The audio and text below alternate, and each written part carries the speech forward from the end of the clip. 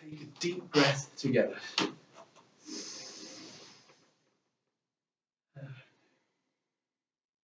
Take a second deep breath together.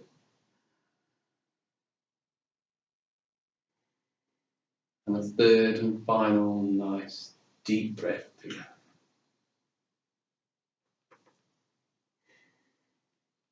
And just being aware of yourself here and now. Floor beneath you, ceiling above you, chair that you're sitting on. And just return to your breath.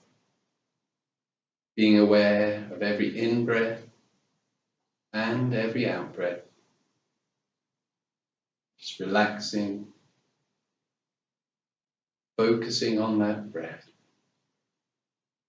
Feel the coolness of the air as it rises up through the nose. Follow it down.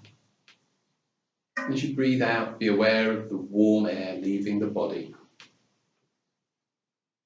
And just notice how, by following that breath, you start to feel yourself just relaxing. Just letting go that little bit more.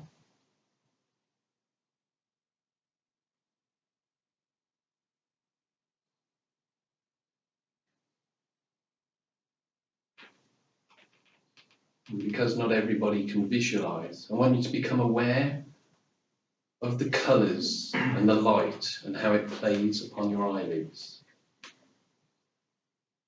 Notice the shapes and the colours that are there. And notice how if you try and focus on those shapes and those colours, they start to shift and change.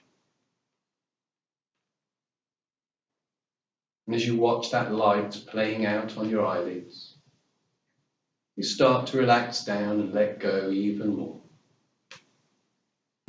Every breath you take, watching those lights and patterns and colours on your eyes, and how a bit like a candle flame they shift and change. You just find yourself now relaxing, letting go, enjoying a moment's stillness and a moment's peace.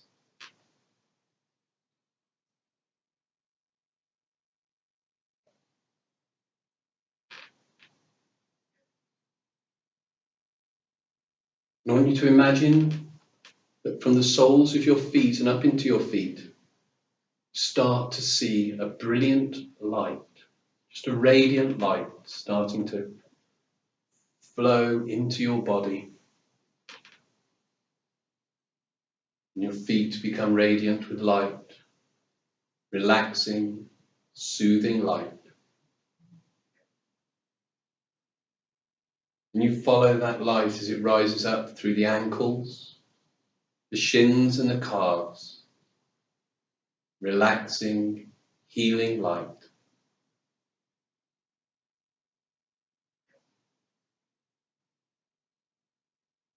It continues up into the knees, letting go of any tensions, just relaxing, soothing.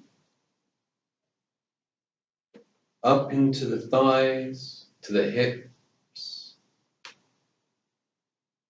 Just imagine and see that light, radiant, glowing light.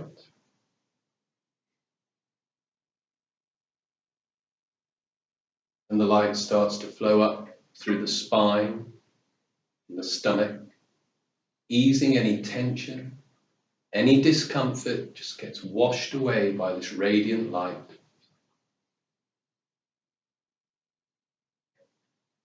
Further up to the upper back, chest, and the shoulders. Letting go of any tension as that light fills the body. Radiant, glowing light.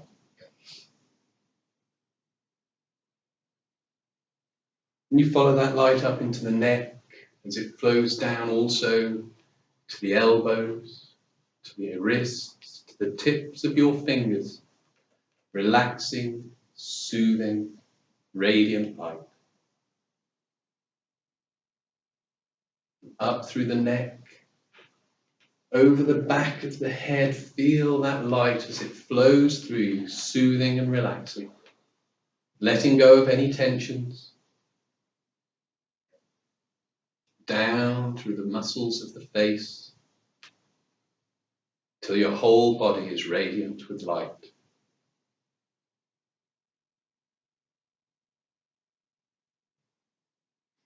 Taking a deep breath in.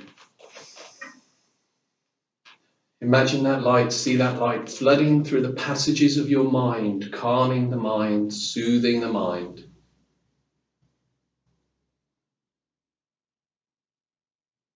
And another deep breath in. And that light floods to the place of your heart and your emotions. And they become calm and still like a beautiful lake.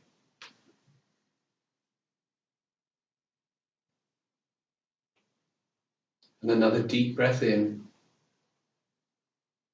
Breathing that light to the very center of your being, your soul, however you perceive that, until outward and within, you're bathed in a radiant light.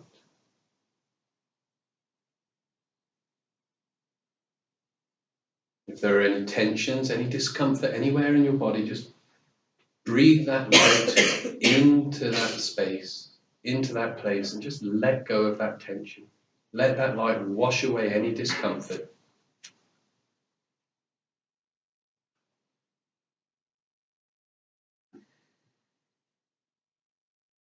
And you see that light spreading out beyond the boundary of your physical self, and connecting with the light of the other people in this room.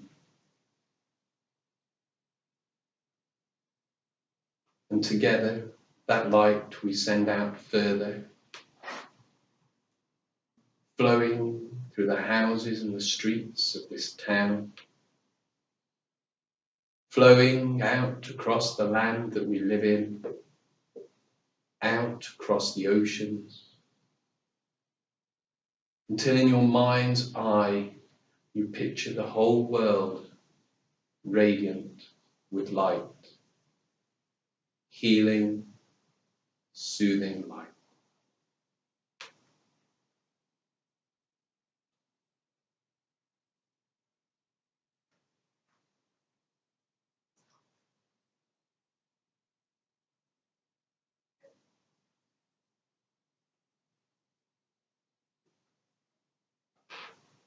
And your awareness of that light starts to fade, but it's the calm and the relaxation that it brings stays with you. As your awareness of that light fades, and you start to become more aware of yourself again, back in this place, in this time and in this room. Taking a deep breath in and feeling that air refreshing and revitalizing like clear mountain water running through every cell and fiber of your body. Bringing you back here into this place, into this time, in this room.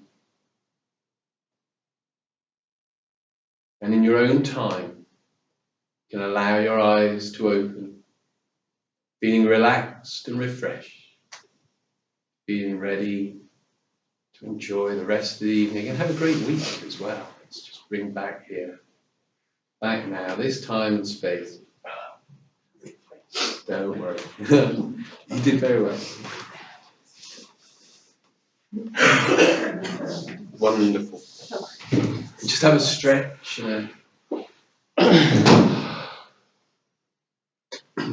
Oh, that's bad now. yeah, especially in a warm room. Yeah. You all did really, very well.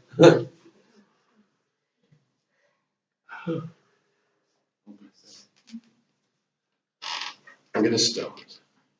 I'm sure she'll catch up with the gist of the story. There was this group of frogs, and they're walking through a forest together, as frogs do. And as they're going along,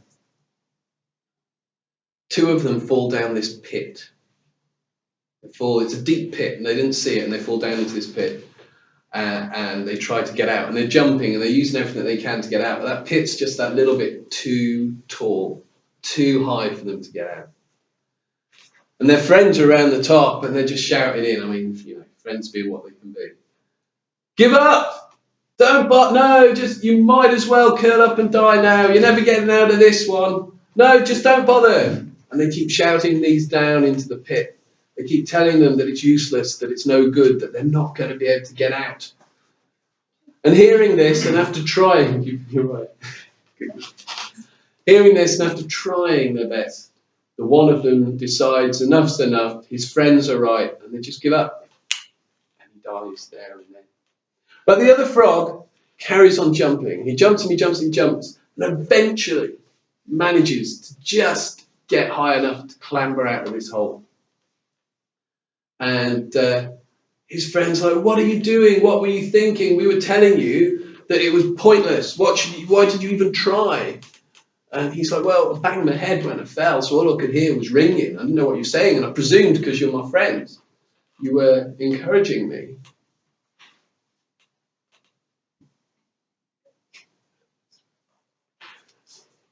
And a digression. This is a quote from a website about right speech.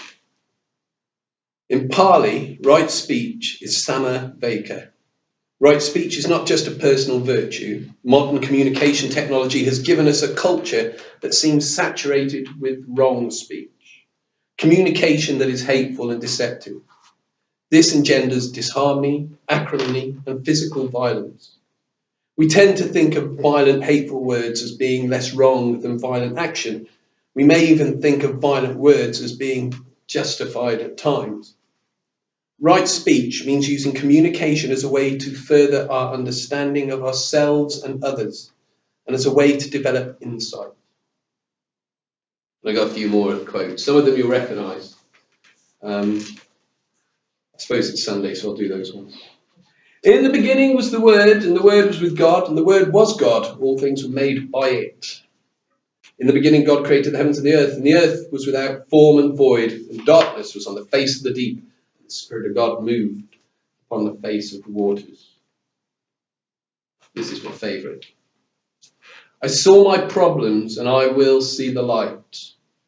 We got a loving thing, we got to feed it right. There ain't no danger, we can go too far. We start believing now that we can be who we are. Greece is the word. Is the word that you heard. It's got groove, it's got meaning. Greece is the time, it's the place, it's the motion. Greece is the way you are feeling. Take a deep breath, please. Feels good. In the beginning was the Word, and it is the Word, or it's actually words, that I want to explore today. The quote from Genesis, for me, is a most wonderful, that's the God's breath moving on the face of the deep, most evocative use of words, connecting us to our primordial origins. And whereas Greece may not be the word, but words are the time, the place, the motion, and the way you are feeling. The quotes from the Bible, and I should say at this point, other great books full of wisdom are available, speaks about creation in the beginning. Now I know we probably all have different thoughts and ideas about what that beginning was, and for me it doesn't really matter, because at the end of the day, something or something didn't or did happen that meant we could all be here telling each other what's good about our lives and sharing some time, and that for me is what matters. In a fabulous small little book called Luc Gemay, by Luc Gemay, his book Building Blocks, says that definition is creation. Words create. And this is something that has been known throughout millennia. All the mystics, all the religions, all the spiritual traditions tell us of how important the use of words are. That we should mind our speech and how our tongues can heal and destroy. Ancient civilizations know of the power of the word. And in fact, in a marvellous article online, there's a quote what's the website? anksoft.co.uk. It's all about all things Egypt. The ancient Egyptians believed in the power of the spoken word and that it had an effect upon the real word. In the depths of our esoteric world, in the medieval grimoires and in secret writings and magical societies, mastery over the use of words to summon and command, to invoke and evoke, is given utmost attention. William Gray says of words and sound, there is most certainly a real magic in sound. It produces most wonderful effects. Applied sonics alter life. The word has literally brought cosmos out of chaos, and the anti-word is capable of reducing us to chaos once more. Words and magic are inseparable. That's from the Magical Ritual Method. And Julius Evola, in his teachings of the UR group from about the 1920s, says, know that the word is a living reality that you create according to us. The word is not just a sound that comes out of the lips, but also gesture, thought, and all that is expressed by a being that is not immobile, closed, cold, or isolated. And even in today's modern world, neuroscience, which is a fascinating, I don't know if it's everybody's cup of tea, sit down and read about neuroscience, but it's fascinating. And it's showing and proving that words really do affect our world, our reality, and how we perceive that reality. From a quote from Sharp Brain's blog, using brain scan technology, we now have a very good idea of what happens.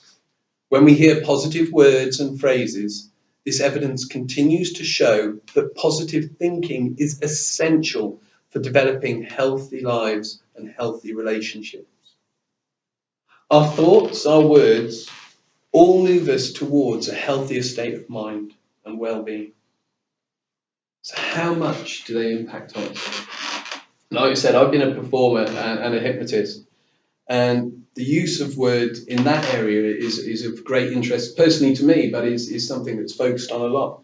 And you can, with just a little thought, have people saying that you coming up to you and saying that you did stuff that you know full well you never did. I had someone approach me. That was a great sneeze, by the way. Bless you. I had someone approach me say the other week. It's going back a few months now, and they came up to me and they said, "Rob, I saw your show, and I loved the way you made that ball float." Now I know two things. One, I'm too stingy to spend money on anything that's going to make a ball float. And two, I don't do it. So what happened? And the beauty of this is I can show you. Just so happens I have a ball. Never leave home without them. I'll stand up for this one so you can see it. So take the ball here like this. We place it in that hand and we watch it very carefully. We focus on it. And I'm going to take that blue ball and first of all I'm going to make it invisible.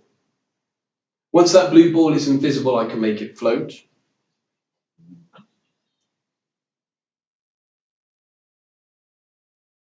And I'll give it to you to just look after for the rest of it. That's wonderful. Keep that. If it's rainy, throw it at someone. They'll have it.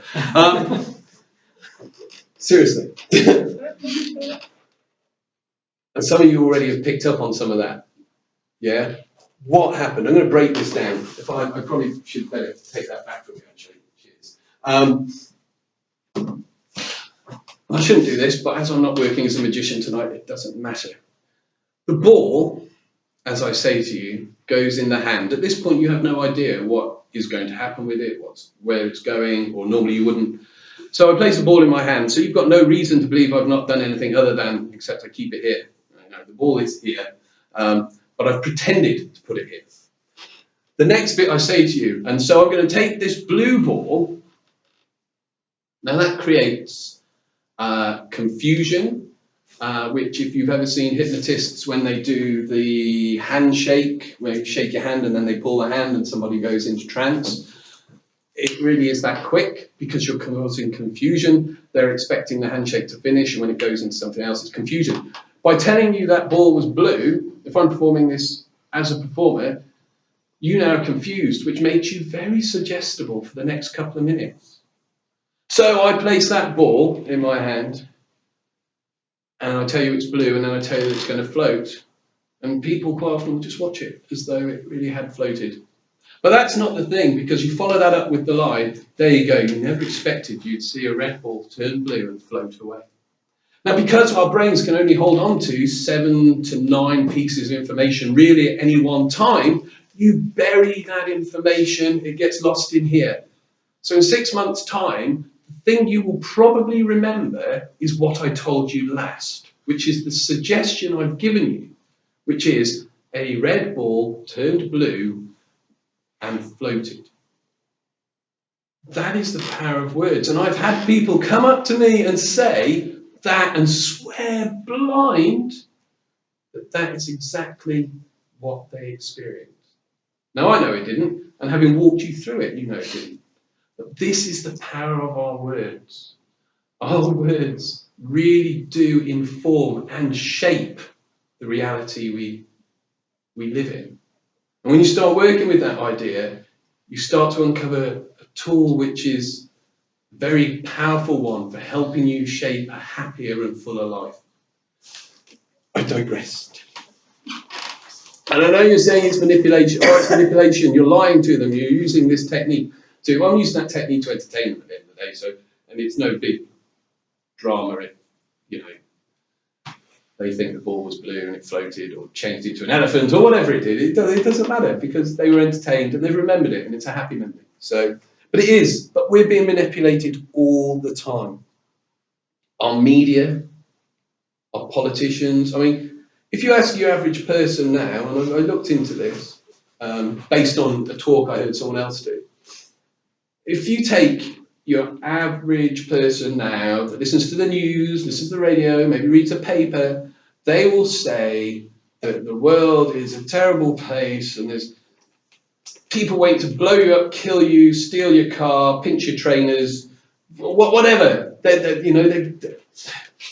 you actually look statistically at the world, it is safer now than it has ever been in the last 100 years. There are less wars now than there has been in 100 years. Less people being killed because of wars. There is less poverty in this world. 2/3 of the population have access to internet.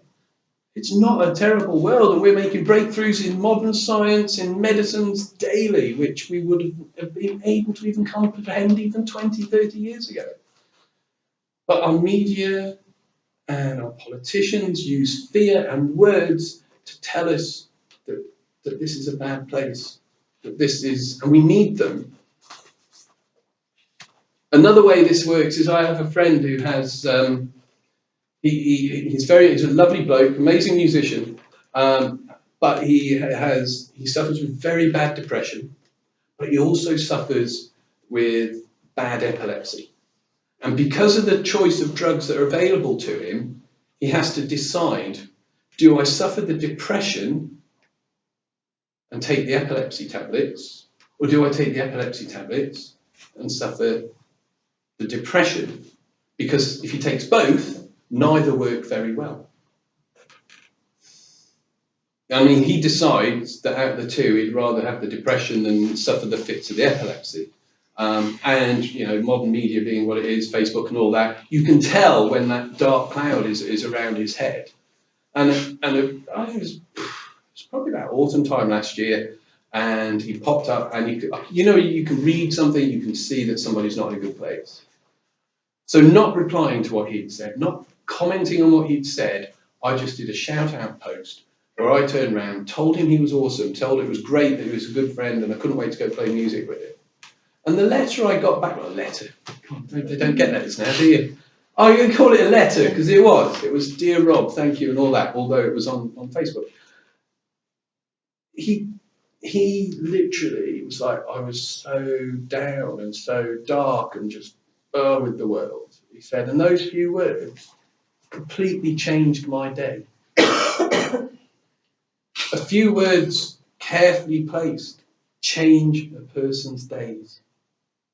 Those same words can help a person get better if they're sick. those same words can lift somebody off the streets who feels there's no hope. Just for one or two sentences carefully placed can really alter our patterns. I mean, our brains at the end of the day are pattern machines. And our words can interrupt those patterns and create new patterns. And that's basically how a hypnotist works, whether it's on a stage or therapeutically.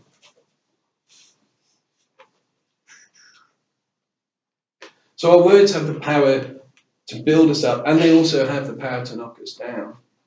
I mean, as parents, where were we? Oh, I went to look. My girlfriend's dad is buying a house, and he's had to go and look at it a number of times. I don't know if 10 times is normal, but he's gone anyway. And we went, and he was saying about being a parent, and there's no manual, no one tells you how to do it, and you do your best.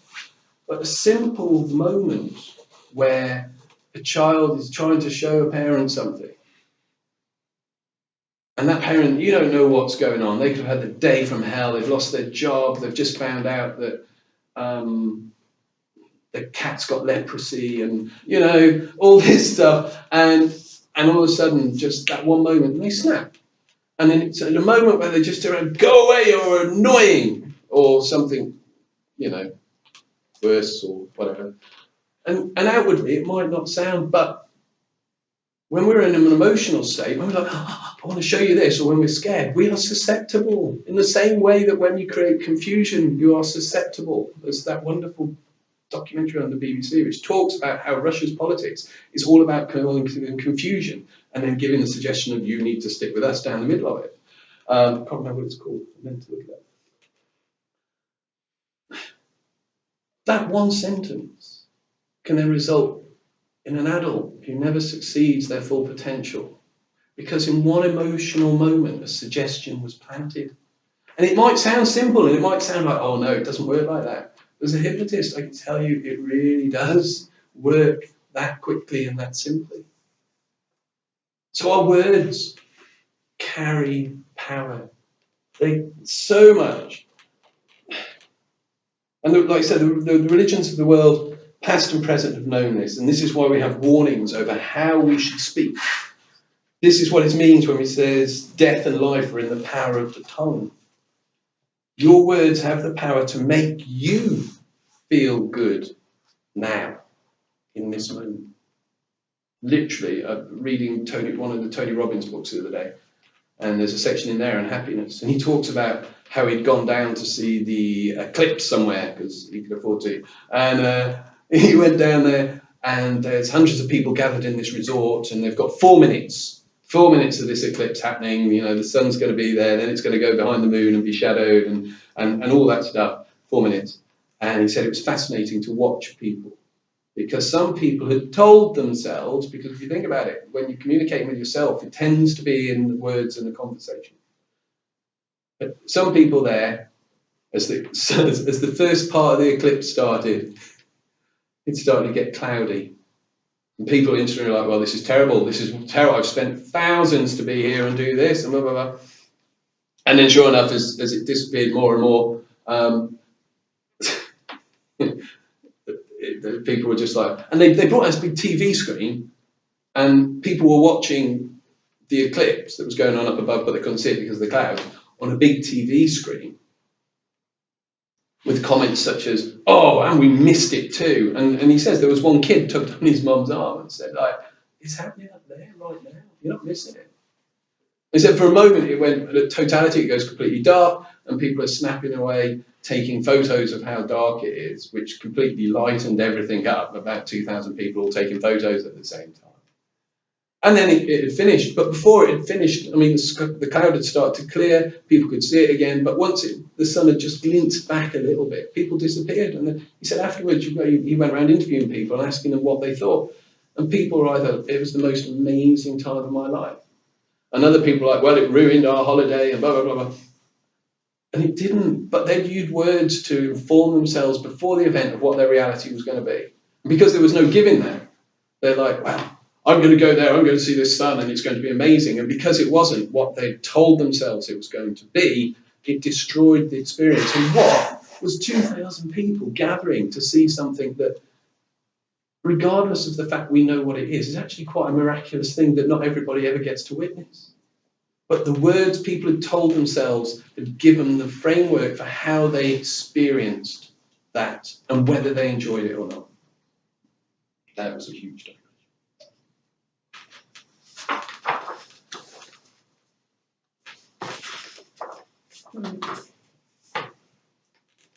So with our words, we can cage and we can limit our growth and our experience. We really do affect those around us and ourselves. And one of the most perfect and obvious ways you see this, and I dare say most of us are guilty of this at some point in our lives, is when we tell ourselves, I can't. I can't. Well, stay in bed. You know, I can't. Have you tried? Probably not. The moment you say I can't, you're destroying. And whether that's, when I was teaching meditation regularly, I can't do this. I can't find the time. I can't. Have you looked at your diary? No. But you can't. You can. There's a lot of things that would make life happier and more enjoyable and benefit things like meditation practices. I'm doing a workshop in April where we're going to be looking at techniques that are used within hypnotism that really benefit meditation practice because it gets rid of those self-imposed barriers that we put there. And that's just, we do that. And so I'm going to have a volunteer actually. I like this bit. Sarah. Oh. How are you doing? Okay. Good. Did you travel far? Not too far. That's perfect, because then you can travel a little bit more onto the hot seat over here. Okay. Wonderful. We'll move your water out of the way. You get the comfy one, by the way. Yeah. I even put the cushion there for you. We'll just place that. Okay. There, I don't know if you've seen that. Yeah. Marvellous. What I'm going to ask you to do, chair here, is if you press your right hand, right hand, onto the table. Just go with this, I'll explain it, it'll be fine, you'll be brilliant at this. What I want you to do, take your right hand, push your thumb into the table, push it hard into the table, at the same time try and lift it. That's a contradiction, but it's slightly odd, isn't it? Mm-hmm. Pushing and trying to, but you get what I mean. Yeah. Do the same with this one, push that one into the table, try and lift that one at the same time as pushing. Yeah, it's straight. Yeah. And the middle one, do that again, pushing down hard and trying to lift that one. And this one, pushing that one and trying to lift it. And this one also, pushing it down and trying to lift it, okay? Yeah. Push the palm in as well. Okay, push the palm in as well and try and lift it. Yep. Yeah, it just stays there. And what you find now is it sticks. And you can try and lift it, and it's just, the more you try and lift it, the harder it gets. You just find that it's stuck there. Isn't it weird? Yeah. This is grab this and grab it with the hand. And try and lift that. You really can't lift that now, can you? Really strained. Don't hurt yourself, but you're sticking there. Hold on to that one for me. Marvellous. We're going to just close your eyes a moment. We're going to take this here, and we're going to do the same with your eyes. We're going to take over your eyes, and instantly you find them now sticking, locking up. You can try and open them and test them once you're certain they won't open, but you find that they're now stuck there, sticking like that too. You can feel that, yeah? Yeah. Well, take a deep breath in. Just let your head relax and just let yourself relax and enjoy a moment's stillness there. Just relaxing, just everything relaxing, this relaxing, that relaxing. It's still stuck, it's not going to move. Eyes still stuck. Take another deep breath. And what I'm going to do now, I'm going to ask you just briefly, is there a little something about yourself that could be a confidence thing, could be just a little something, that if you could change, would make quite a big difference. You know how we drop a pebble in a pool and the ripples out? It's just a little simple thing. You don't even have to tell me what that is, okay? You got that? Yeah. Wonderful. Take a deep breath.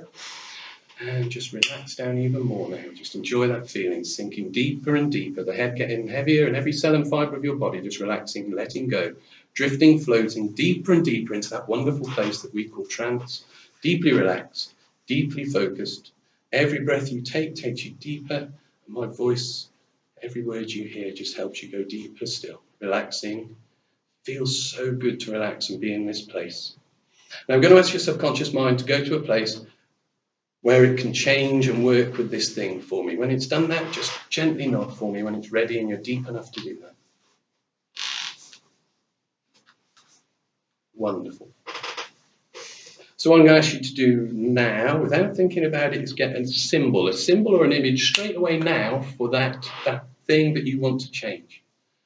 Got that symbol? Mm-hmm. Wonderful. On a scale of 1 to 10, is this something you want to achieve or something you want to get rid of? Achieve. Achieve. On a scale of 1 to 10, your ability to achieve that now is what? About a 6. Round about a 6. Okay, so focusing on that symbol, take a deep breath in. We're going to count down even more. We're going to count down from 10 to 1. 10 is where you are now. 1 will be even deeper with that symbol there, ready to work on this. That's 10, 9, 8, 7, 6, 5, 3, deeper still, 2, and 1. So you've got that symbol now in your mind. We're going to ask your subconscious mind to change that from a 6 to a 10. Change that symbol. And when your mind change that symbol for you, gently nod so I know that you've done that. Okay, thinking about that now, how does that feel now on a scale of 1 to 10? Where are you now? 10. A 10 already, that's wonderful. Take a deep breath in, enjoy that feeling, really feel that. Know that you've made that change from now on, okay? What I'm going to ask you to do is in your mind, picture a perfect place. It might be somewhere you know, or it might be somewhere that you've never been. It could be completely imagined. Just once you've got that, just gently nod for me. Wonderful place where you can feel safe and relaxed. Brilliant. And as you look around, I want you to see a vessel, something that you can put that new symbol into. So any time you need to draw on what it symbolises and the change that you've made now in this moment, you can do that. Look around, nod when you can see that thing. Wonderful. So all you do is go over to that receptacle, that object, whatever it is, and put that symbol onto it. Nod when you've done that for me. And looking around this special place in your mind, what I want you to do is find somewhere where it's really obvious that you can put that object. So from now on, just like organically and naturally, whenever you need to work on that thing, whenever you're working on it, this new change happens for you and it's there to call on, and you know from now on that this is the change that you've made. Not when you've done that. Brilliant. And anytime you need to relax, anytime you're feeling stressed, all you have to do is remember this place that you've created in your mind, just go back to it and you'll find you can switch off from the world around you and get a moment of clarity and relaxation. And being there will leave you feeling wonderful. So in a moment, I'm going to count from 1 to 5. 1 is where you are now. 5 will be eyes open, wide awake, but this will still be stuck. This will still be stuck. That's 1. Every cell and fibre of your body coming back now away from that trance into normal reality. Number 2, knowing full well that those changes you have made will start working powerfully and strongly for you from this moment on. Number 3, take a deep breath in. Feel that oxygen flowing through you, refreshing, revitalizing, feeling really good, really great. Number 4, imagine now just that one like water, wonderful mountain water flowing through you, refreshing, revitalizing. In a moment, your eyes will be wide open, your hand's still going to be stuck, but you'll be feeling wide awake, wonderful, refreshed, really clear, really great. Number 5, eyes open, wonderful. Thank you. Thank you. Okay. Really good. Really good, marvelous. This is still stuck. I can't. This, by the way, says I can't. I can't. When you tell yourself I can't, it is no different than what I've just done here. You are placing that suggestion into your mind. If you say something once, it's a throwaway comment. You say it 3 times, you say something and repeat it to yourself more than 7 to 10 times, it becomes habit, but not a habit you're conscious of. You take it on subconsciously. So you are constantly, if you use I can't all the time, telling yourself I can't. This is the wonderful thing with this. The moment we tear I can't up and get rid of it out of our vocabulary and start to use a different word in its place, we find it freeing and liberating. As in, if I tear this, that hand should just lift off completely and everything's great, and the changes you've made now will work for you. Carry on working for you, it's going to feel good, and you have to keep me posted on it. Are you ready? Ready. Oh, my back feels wow. Yeah. Wonderful. Thank you very much, Sarah. Do take a seat.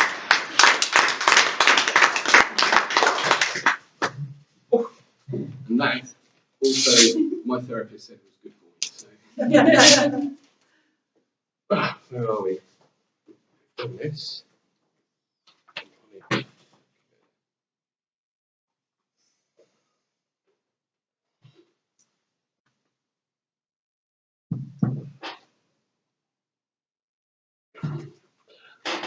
The world at the moment as I said before, does seem to be in flux, and we're bombarded by all this media blah about doom and gloom. As I said, it's actually not, when you look at it, as bad. But those words shape your reality. You're told day in, day out, the world is a bad place. Give yourself 2 weeks, you'll start believing it is a bad place.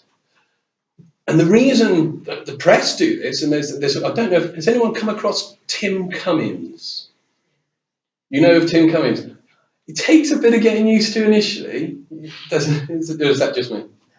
He does. He's a bit kind of, if you think Good Morning Vietnam, Robin Williams is the disc jockey, he's a bit like that to start off with. But he's an amazing man, and he has lived an amazing life, and part of that is an award-winning journalist and photographer. And so he knows how the media works. And the remit that you get when you go in is find the worst, scariest story possible. Not because good stuff wouldn't sell, but because if we tell people the world is a terrible place, they will keep coming back to us to find out if their little bit of the world is still safe, which means we're getting ratings, we're selling newspapers. The words are being used constantly on every day to change and shape reality. And it's something you can use to change and shape your reality. And the thing is, when they're doing this, we're made to feel that I don't know, you bring your parents. We're made to feel by this that we can't do anything, that the world is so bad and it becomes hopeless. But I do believe that we live on a beautiful planet and there is so much possibility. You can change. Change happens as quickly as what we just did here. Change happens. I got approached. It's a funny story. She won't mind me telling it. There's a lady who I play music to relax, and I happen to have a really nice pub kind of closer than the Co-op is. And so on a Sunday night and a Wednesday, I go and play music. And this lady approached me very sheepishly and said, "Someone said you're a hypnotist. Can you help?" I was like, "Well, yes. What is it?" And bless her, she got false teeth, and she's got a really sensitive gag reflex, which means she can't keep her teeth in. It's worse if she's had a drink, which, as she likes to have a drink, is she's constantly like, and you know. Serious problem. It is. It's a serious problem. Yeah. It is a serious problem. And it was. And because also she was a nurse in the community, and she would be dealing with cleaning God knows what up, and the reflex would happen, and she's got gloves on covered in who knows what, and it's like, and she's got a, and you know, she would laugh about it, which is why I feel comfortable. But also there's the serious side of it. She'd literally have to rip her gloves off as quickly as possible, spit her teeth out, put them back in, and then get new gloves. And yes, yeah, and it's a simple thing. And in 10 minutes, 5 weeks ago, it was sorted out. Change happens that quick. Words given to you as suggestion, if they get past that logical part of your brain, have huge power. Huge, huge power. Now the weird thing is, though, every time I go in the pub and she's there, or she walks in, she sees me, just grins, which at first was kind of, oh, it's still working, and now it's like, are you going to kill me? Anyway, bless her. No, she's lovely, and it's so great to be able to do that for her.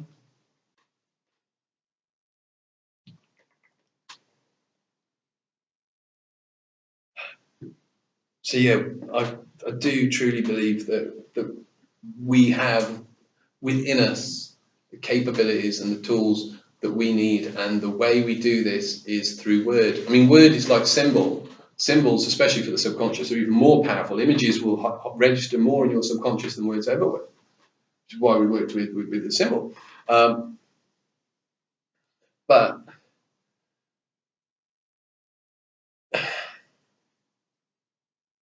a word can bring a smile. In this wonderful existence that we call life, it can build people up, it can support people, and it can change how people experience. I mean, I keep repeating this, but it's so true. Our words are,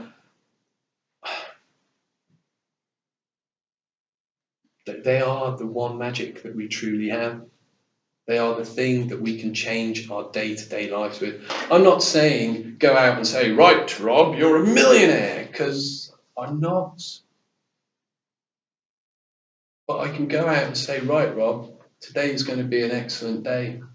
We're going to enjoy this day beyond anything. And we're going to come up to an exercise which starts putting some of this into practice and place for you. So pay attention to what your words you use, what you say to others, and especially what you say to yourself. If you listen to people's conversations and how they talk about others, you can see what their inner world is like. If someone is being bitter, it's because something in here is not happy. I mean, we kind of know that, but you can hear it in the choice of words. And just by helping people change the words they use to explain their experience of a moment can have huge, huge therapeutic and healing qualities. And that's a healing we can all give and share out. You can change and you can spread love, light, and healing, and laughter, of course, in the world with your words. Last quote, gracious words are like honeycomb sweetness to the world. And it's so true. Great words help people become great. The words you choose to tell yourself. Get up in the morning and look and go, oh, God, I wish I was 20 years younger. And do you know what? You're going to wish you were 20 years younger. Look at that face in the mirror. Think about the things you've been through and go, do you know what? I'm doing good. Doesn't matter. I'm doing good. I'm here. And I rose to do another day. You're still looking at the same face. But one, you're regretting it. You're looking at it and going, oh, just by telling yourself. And you do that every day for 2 weeks. And that will change the pattern of thinking that's telling you every week that, oh, look what I am now. Actually, what you are now is a beautiful example of a human being because you've struggled and you've battled and you've pushed. And the one gift you can give yourself is to use your words to make yourself feel good and make the people around about you feel better and healthier and happier in their lives. So I'm going to share a simple technique with you that is really, when I first prepared for this, when I first got here, there was only about 4 of us. There's a few more now, and I only brought X amount of pencils. So if you've got a pen with you, you're going to need a pen. And I'm going to need more paper, which I have. I did come prepared. How many people are there now? If I give those to you, stop passing those around. If you've got a pen or a pencil, marvellous. I've meant to. Where are we? Oh, wow, thank you. I was just going to pass them round, pass them on. That's brilliant. I think there was 10 there, so that's what we did. 6, 7, 8, 10. Well, that's that side. Let's do this. 1, 2, 3. There are, if you need a pencil, there's a pack of pencils at the front. Freshly sharpened by the people I bought them from. No, okay, no worries. There we go. What's that one?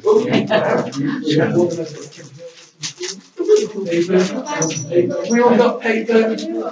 If you need a pen, I'll just need to bring an extra one. There's one on the table, I don't know whose it is, but grab it, someone. Oh, and I've got a. Oh, that's new. Look at this. There you go. Pencil. I think we're good. How many paper? Colour the Have you not? Oh, there's some more paper. Wow.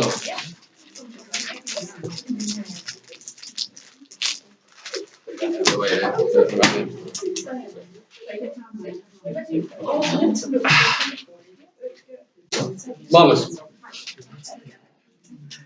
This is a wonderful exercise, and I mean, we're going to look at 3 words. You can do this with your whole vocabulary, or you can just pick 1 word. But to start off with, what I'm going to ask you to do is divide your piece of paper in 2. At one side of the page you put negative, on one side of the page you put positive. And numbers 1 to 3, both sides, or just 1.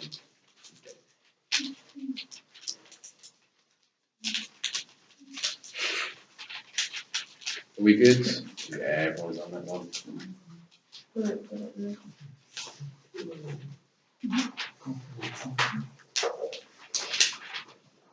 Yeah, yeah, marvellous. So, to start with, what I want you to do, and if you can only come up with one word, that's fine. If you want to just listen and have a go at this when you get home, when you can do it in quiet, then by all means do. But the one thing I'll say with this is it seems like a simple exercise. The most powerful techniques in anything are always the most simplest. I mean, there is a whole huge industry that is mind, body, spirit, personal development, 1,000 million, however, I don't know, it's an exaggeration. But, there are a fair few libraries worth of self-help books out there in the world. And what happens is you pick a new one up, and I'm just as guilty at times. You pick a new one up and you read it, and for a couple of weeks afterwards, you feel real good. You feel great because the ideas are fresh in your mind. But then a bit like the trick and only being able to hold on to so much information, unless you're actually doing the exercises it suggests, that information disappears. So after a month, you kind of like, oh yeah, it's all right, that book, and I'll pass it on to a friend.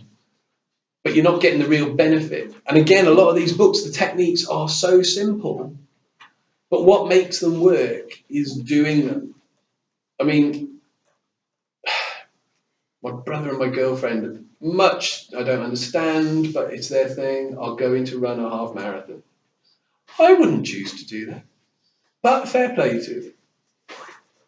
But to do that, they've got to do the work. You don't just get up and run a half marathon. And you don't just change your life by reading a book and then do nothing with that book. You have to think about those ideas. You have to use the exercises and do the exercises. So what I would say is 2 weeks of this, and you will notice a difference. I did when I started working with it. 2 weeks of this exercise, and you've just got to do it. And it's so simple that you'll think it won't work, but it will. Because it's simple, so the logical brain hasn't got much to deal with, so it slips past and hits the old subconscious brain, and that's when it starts working for you. So in your negative comment, number 1, number 2, number 3, what I want you to do is think about your average day and think of a negative thing you tell yourself. So it might be if you've got to drive the car and you always feel anxious, you might tell yourself, I always feel really anxious about driving on a regular basis, yeah? Or if you just feel that you never achieve, you might get up in the morning, look in the mirror, or at the end of the day, just look in the mirror and go, oh, I'm such a failure, I never do anything. Or you might kind of think, I can't cope. You might tell yourself on a regular basis, oh, I can't cope with life, it's too overwhelming, it's too much. Think of, 1 to start with, but if you've got 3, even better. 1, 2, 3 negatives that you tell yourself on a regular basis. And be honest with yourself. We all do it. Something where you pick yourself up and give yourself a hard time for something negative. Right. If you just get 1, that's fine. If you can get 3, that's even better. And like I say, you can do this as often as you like with as many words as you like. If you only ever tell yourself good things and think you are a wonderful human being, you have transcended.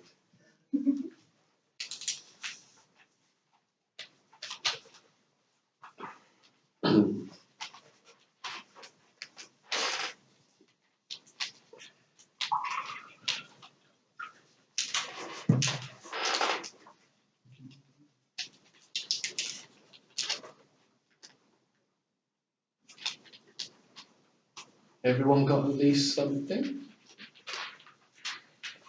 Still some writing going on? Yeah, still there's some writing going on.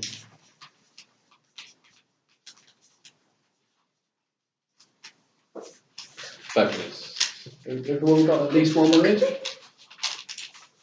Do you know, I was just going to say, the one thing is if you compare, you find that we're all telling ourselves the same stuff. And that's because of the different pressures that are put on us by everyone else. The only person you really have control of and the only person you really listen to is yourself.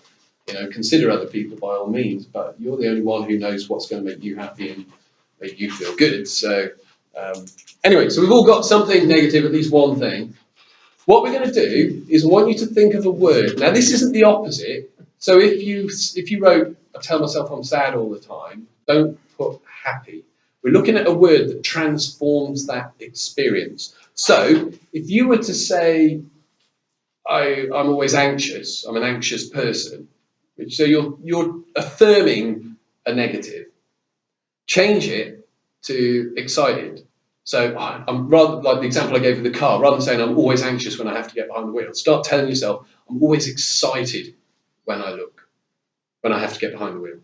So that kind of word. So you're changing the experiences. And the thing with like excitement and anxiety, I mean, our emotions and our feelings are chemical reactions, and it's exactly the same chemical reaction for fear as it is for exhilaration and happiness and sad. It's all the same. It's how you're describing it to yourself that's shaping how you experience it.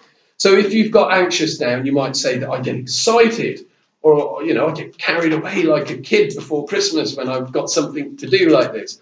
If you keep telling yourself you're a failure, that you're no good, change it. Write down something like learning. I'm always learning. I'm always learning. And I'll say why we're going to do this in a minute. And if you feel like you're overwhelmed all the time, change it. Tell yourself, I'm living a life with so many opportunities. It's a different thing altogether when you put it that way. So have a think, just again, even if you only just get one word where you can put that opposite.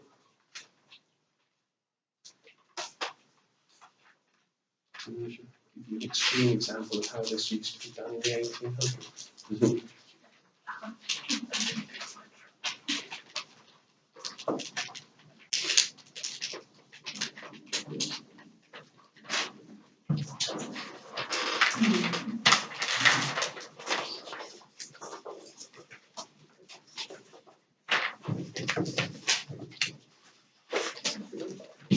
I'm such a messy sod. See, that's a negative. You just sound creative. We all got an opposite? Not yet. Not yet? It's not always as easy as you. I say it's not necessarily an opposite, it's a different way of describing that experience.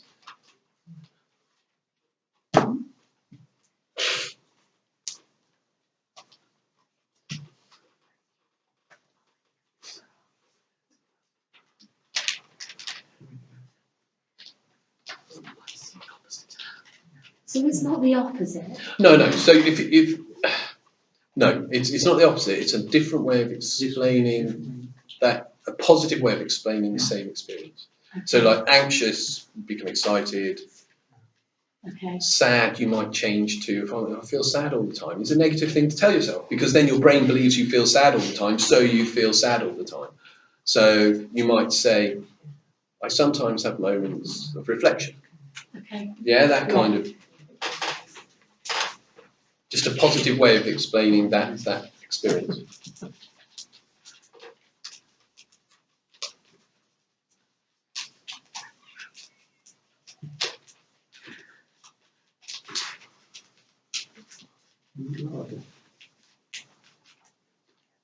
There are no rights and wrongs with you. What you come up with, by the way, it's purely what works. Has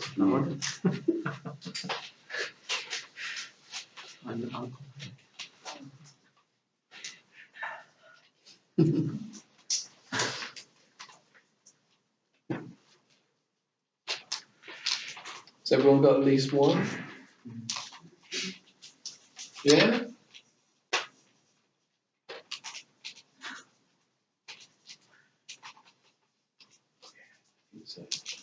Sorry. No, it's all right. It's all right. Has everyone got at least one? You don't have to do all three. Yeah, somewhere there. Okay, this is what you do with this. From the moment you leave here for the next 2 weeks, and if you do it for 2 weeks, it becomes habit and you'll do it automatically. So I'm going to use the example here. If you've got anxious down, for the next 2 weeks, every time you find yourself using the word anxious to describe yourself either in conversation or when you are having that inner dialogue with yourself, interrupt that pattern. Because your brain is playing a loop. It's got into the habit of telling you that you're anxious all the time. So you interrupt that pattern.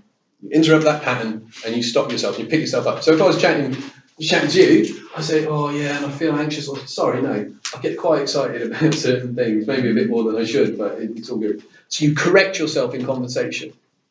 No one, I mean, you might think, oh, people will think I'm a bit odd. Ah, they don't. Trust me, they actually don't. Most people are only thinking about you about 0.2% of the time. 90% of the time you're thinking about yourself. Another 10% almost of the time you're thinking about your loved ones, nearest and dearest, and then point something of a percent you're thinking about other people. So people don't think you're weird when you do this. Well, it depends what you. So you would use it like that, or be talking about, oh, do you know, I just fail all the time, and so you stop yourself. Actually, no, I'm always learning. I'm always learning. I'm going to get there. I'm always learning. You're describing exactly the same thing, but you're taking the negative word, which holds power. The negative word impacts on your brain. It takes it in. You tell yourself enough, and you will believe it. Spend 2 weeks. Just pick one word. Just pick the one that affects you the most. And for 2 weeks, if you're having a conversation with yourself, you find yourself describing yourself using that negative word, stop yourself mid-sentence and tell yourself you're actually having a good time, or you're actually excited, that you're not overwhelmed. Actually, no, I'm not overwhelmed. I've got a lot of choices at the moment. It's the same feeling. Exactly the same feeling, but how much more a positive statement, how much more of a creative use of words is that to help you feel good, to help you change your life and feel better about who you are. And when you do that, it knocks on and it affects the people around you. It affects the people around you. So for 2 weeks, I mean, you could go home and think, oh, I'm not doing this, and that's fine. And we can spend the rest of our lives looping the same patterns. 2 weeks of using the alternative, more positive statement will change your experiencing of that. And after 2 weeks, you'll find you're almost doing it automatically. And the moment that happens, you're not going to be feeling anxious when you get in the car or you have to go and talk to the boss at work. You'll be excited because you've told yourself and you've put that word, and words shape our reality. They are what we tell ourselves we are and what we experience. And it is that simple to change the way you use your words and to change how you feel about yourself and to change your life and the life of people around you. And now, my friends, thank you for indulging and being part of is the talk part done. I did say on the Facebook thing that afterwards, once we'd had a bit of a break, if people wanted to learn the fundamentals of rapid trance induction, then I'm happy to do a little sharing on how to do that as well. But let's have a break anyway. But thank you very much for listening. What we did here. Right.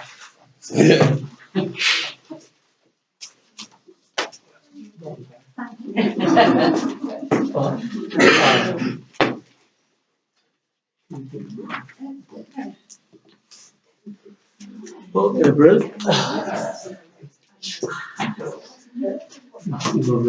We'll do the wrap with everybody's got the wrapper tickets. One more plate of tea.